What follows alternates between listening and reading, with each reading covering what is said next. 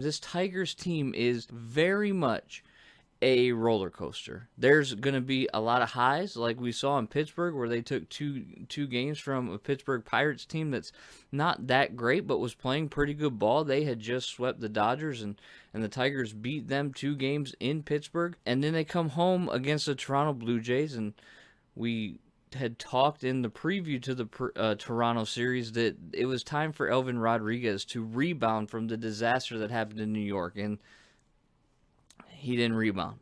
He didn't rebound at all, actually. He gave up more home runs to the detriment of their opportunity to win for sure. They end up losing 10-1 to the Blue Jays on Friday night, and then Saturday morning, news came down that Elvin found himself with a demotion to the minor leagues. And truthfully, listen, we can harp on him. We can say what we want to say about Elvin Rodriguez, but he came up and he did pretty well, especially when he rebounded or was rebounding nicely in that outing where he got hurt during warm-ups. He was pitching well that game. And truthfully, against the Yankees, he wasn't pitching terribly. We just know that there was the pitch tipping incident that was occurring. And maybe that was in the back of his mind, but his stuff just did not have life.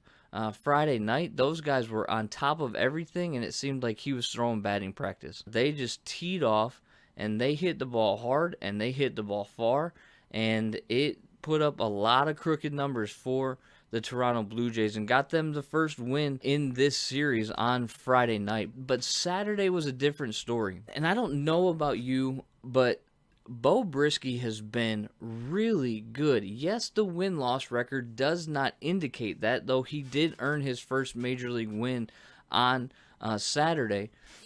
But he has pitched really well, and he has done everything that he has needed to do, stepping into the rotation in a time when the rotation needed a lot of help. And he's been solid. He's not been flashy, but he's been solid. And that's the type of solid piece that you can build a good rotation around. The Tigers won 3-1 on Saturday. They got a triple from Eric Haase, scored a run. They got, I believe, an RBI from Harold Castro as well.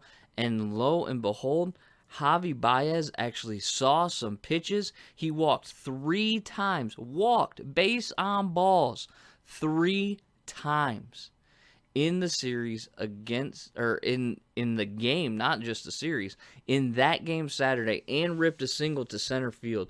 And man, that was a welcomed sight. Javi even admitted Friday night fans were giving it to him a little bit. And nobody, listen, I understand there's disappointment.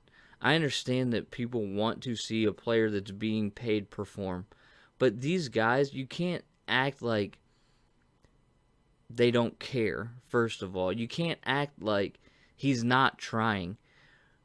But Saturday was a good indication of what is possible. Javi can see pitches, and he even admitted, as he understands the fans are disappointed. He's disappointed as well, but he's seeing the ball better. He said he could stay on the fastball longer and watch it longer. And you could tell the way that he was taking pitches and the way that he was going about his plate approach was exactly the type of approach that we need to see from Javi Baez moving forward. Driving fastballs up the middle, not trying to pull them for home runs. Hitting the ball hard up the middle, gap to gap, and being patient and waiting for the pitcher to make a mistake that you can jump on. So it was good to see that, and that aided that 3-1 victory on Saturday. And you come into Sunday's game thinking, you know what? Tarek Skubal's on the mound.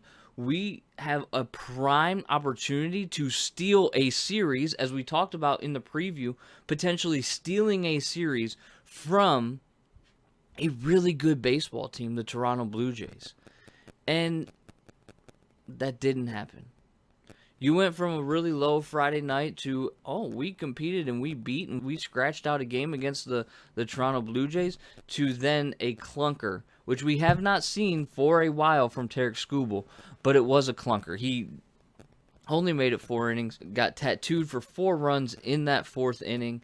lot of extra base hits. Jacob Barnes comes in and pitched okay, but gave up another 2 runs. And the offense was just anemic. Couldn't hit. The Ross Stripling really shut them down Sunday afternoon. They actually got to and put the bat on the ball against Toronto's best pitcher this year in Kevin Gausman.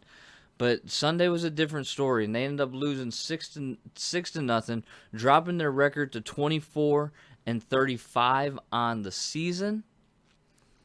But we talked last show about these next 54 games, and they've played 5 of them, and they're 3-2 in those 5 games. They got 2 wins against the Pirates, 1 against the Blue Jays, and now I did a little projection. Now, I don't expect these projections to be what happens, and this is not what I'm saying, but if the Tigers were to win 3 out of every 5 games, they would end up with a record after 50 games played. We'll forget those extra 4 just because the math doesn't work out necessarily, but those first 54 games, if they win 3 out of every 5, they'll come out of this stretch of 54 games at game 50 with a record of 30-20, which would put them at 61. And just doing some real quick math, because they came into the Pirate series at 21-33, that would put them then at 61-53. Now, that's just how the numbers work themselves out. Are they going to win 3 out of every 5 games? No, because the theme of the night is the roller coaster, right? This team is a roller coaster. And I was listening, I was cutting the grass as I was following the team yesterday. Or no, it was even today. It was today. And I was listening to Dan and Jim on the radio call, and Dan just made mention. He said, I can't remember a time when I've seen so many streaks.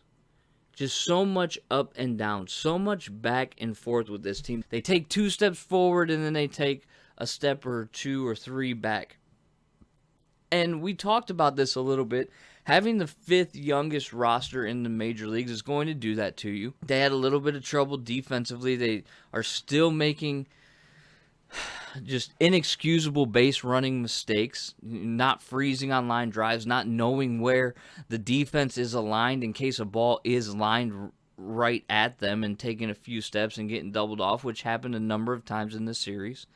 But this team is streaky, and there's going to be a lot of ups and downs. You hope that at a certain point it starts to level off. You hope that at a certain point it starts to the young, immature roster starts to mature and gather its wings and become a team that's steadier rather than streak. So doing a little projection, and if they win over the next 50 games, starting with the first one in Pittsburgh that they had earlier this week, if they win 3 out of the next 5, their record would be 30-20, and that will put them at 61-53, that would be awesome. That would be fantastic. And what I did with the final 4 games, that I talk about these thirds of 54s, right? First 54, middle 54, and last 54. I just split those 2 and 2, 2 wins, 2 losses. I'd put them at 32 and 22, which would give them 65 and 55. Put them about 10 games over, which would be awesome. I just don't think that with how streaky they have been, it's going to get there. They may go on a stretch where they win 6 out of 10 games, which would be phenomenal. But then they may go on a stretch where they lose 8 out of 12, which is going to be difficult to get that balance, because you got to get consistent in your approach to the plate. You got to get consistent in your defensive strategy and the way that you're playing and your base running, and all of it working hand to hand. And it just seems that, like, when the offense is clicking, the base running is minimizing big innings that they could have, or when the pitching is phenomenal, there's a defensive mistake that ends up costing them a few runs and some problems. So it's a need to fine-tune that. Man on a mission, I'ma get it, you know I be on a run.